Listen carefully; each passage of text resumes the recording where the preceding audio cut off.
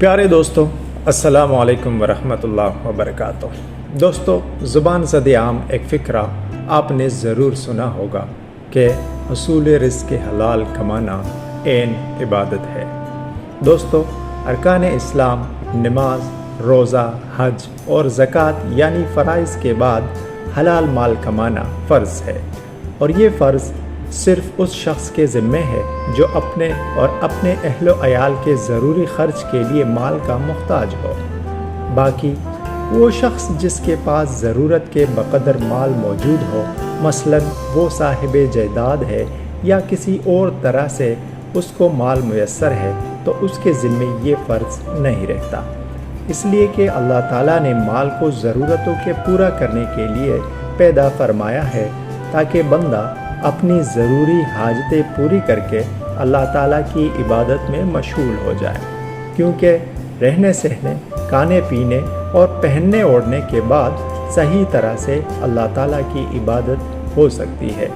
گویا اصل مقصود مال کمانا نہیں ہے، بلکہ اس کے ذریعے اللہ تعالیٰ کی عبادت میں یکسوئی سے مشغول ہونا ہے۔ قرآن مجید میں ایک جگہ اللہ جل شانہ انسانوں پر اپنا احسان جتلاتے ہوئے ارشاد فرماتے ہیں، ہم نے دن کمائی کرنے کے لیے بنایا ہے۔ اسی طرح دوسری جگہ ارشاد باری تعالیٰ ہے، ہم نے زمین میں تم کو جگہ دی اور اس میں تمہارے لیے روزیاں مقرر کر دی، تم بہت کم شکر کرتے ہو۔ ایک اور جگہ ارشاد فرماتے ہیں، کتنے لوگ زمین میں اللہ تعالیٰ کا فضل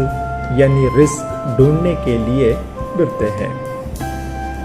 اسی طرح ایک اور جگہ ارشاد باری تعالیٰ ہے، زمین میں پھیل جاؤ اور اللہ تعالیٰ کا فضل تلاش کرو۔ دوستو، شریعت اسلام نے کسب حلال کو عبادات میں شمار فرمایا ہے اور اس کے بے شمار فضائل بتلائے ہیں، جیسے حضرت انس بن مالک رضی اللہ تعالیٰ عنہ سے منقول ہے کہ نبی کریم صلی اللہ علیہ وآلہ وسلم نے ارشاد فرمایا کہ حلال مال کا طلب کرنا ہر مسلمان پر واجب ہے۔ اسی طرح حضرت عبداللہ بن مسعود رضی اللہ تعالیٰ عنہ سے مروی ہے کہ نبی کریم صلی اللہ علیہ وآلہ وسلم نے ارشاد فرمایا کہ حلال مال کا طلب کرنا اصل فرض عبادات کے بعد فرض ہے۔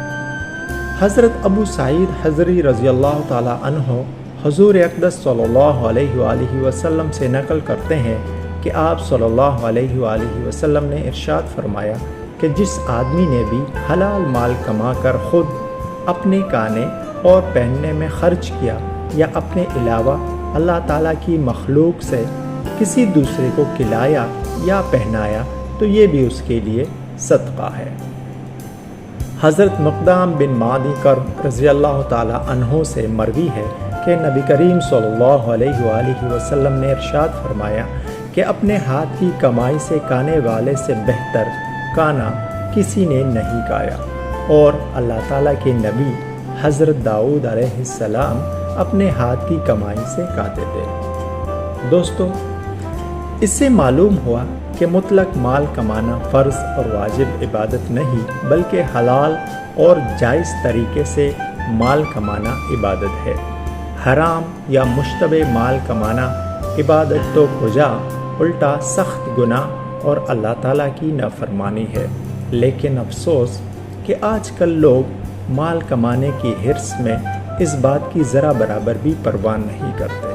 کہ حلال طریقے سے کما رہے ہیں یا حرام طریقے سے،